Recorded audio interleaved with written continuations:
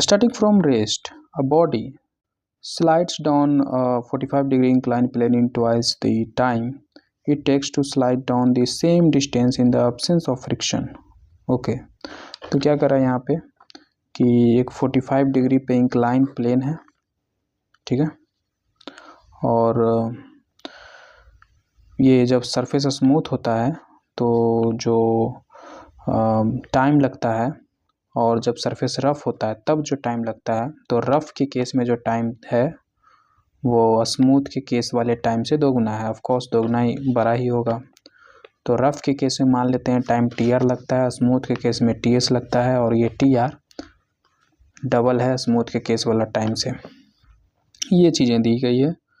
और the coefficient of friction between the body and the incline plane. Okay, तो coefficient of friction, तो देखिए दोनों में ये जो इंक्लाइन प्लेन सेम है, बस एक में रफ़ है और एक स्मूथ है, लेंथ वगैरह तो सेम ही है।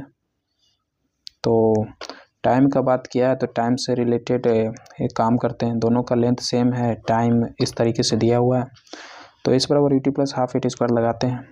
तो स्मूथ के केस में जो मेरा डिस्टेंस है वो और रफ़ के केस में जो डिस्टेंस है, दोनों का रेशियो निकालना चाह रहे हैं हम यहाँ पे। इनिशियल वेलोसिटी दोनों में दोनों केस में हम ब्लॉक इस तरीके से गिराते हैं, एक में इतना टाइम, एक में इतना टाइम, ठीक। तो दोनों के लिए हम ये s बराबर ut plus half at square formula लगा रहे हैं, ठीक है। तो रेशियो कर रहे हैं ut plus half at square, u तो जीरो होगा, ठीक, हाफ हाफ तो नीचे ऊपर नीचे u जीरो हो जाएगा, फिर हाफ एट स्क्वायर, फिर नीचे half at square, half half ख़त्म हो जाएगा। तो एक्सेलरेशन इन स्मूथ के केस में एंड टाइम इन स्मूथ के केस, ये हो जाएगा स्मूथ वाले केस में, पर रफ़ वाले केस में थोड़ा सा अलग होगा। इसमें रफ़ वाले केस में क्या होगा कि इधर तो mg साइन थीटा लगेगा ही फोर्स, इधर काइनेटिक फ्रिक्शन लग जाएगा, तो नेट एक्सेलरेशन कुछ अलग होगा रफ़ के केस में। तो रफ़ के केस में एक्सेलरेशन निकाल लेते हैं, तो g sine theta minus F के बटे मास ऑफ दिस ब्लॉक, तो ये आ जाएगा g साइन थीटा, एफ के कितना हो जाएगा mu m g cos theta, है ना, तो एम ख़त्म हो जाएगा, तो mu g cos theta. Okay, तो ये हम यहाँ रखेंगे रफ़ के केस में, और टाइम रफ़ वाला। और देखिए T S by T R करिएगा तो ये देखिए ये रफ़ के केस में टाइम है जो इससे दोगुना है, तो अगर हम ये काटेंगे तो हमें नीचे कितना आ जाएगा, 4 हो जाएगा, 2 का स्क्वायर 4 हो जाएगा, है ना। और स्मूथ के केस में कितना एक्सेलरेशन होगा एम जी साइन थीटा, और रफ़ के केस में इतना होगा एक्सेलरेशन जी sine theta minus mu g cos theta. फिर ये जी कॉमन लेके काट देते हैं। अच्छा, ये एम जी क्यों लिख देते हैं, जी कॉस साइन थीटा सिर्फ होगा ना, क्योंकि एक्सेलरेशन लिख रहे हैं।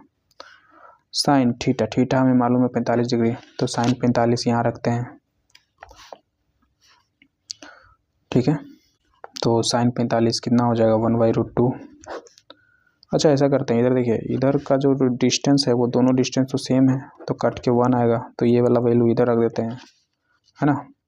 तो sine theta minus mu cos theta, okay, और साइन थीटा इधर भी साइन थीटा ही है ना, तो और ये 4 है, ये 4 भी है, तो ये 4 भी साथ में जाएगा यहाँ पे, ठीक है। 4 मल्टीप्लाई कर देते हैं बराबर साइन थीटा, ओके। तो 4 sine theta minus 4 mu cos theta बराबर साइन थीटा। तो इसको सॉल्व करेंगे तो 4 म्यू कॉस थीटा बराबर 3 साइन थीटा। तो यहाँ से म्यू आ जाएगा मेरा 3/4 टैन थीटा, थीटा मेरा 45 है, तो 3/4 आंसर होगा, विच इज 0.75। तो ऑप्शन बी इज़ करेक्ट।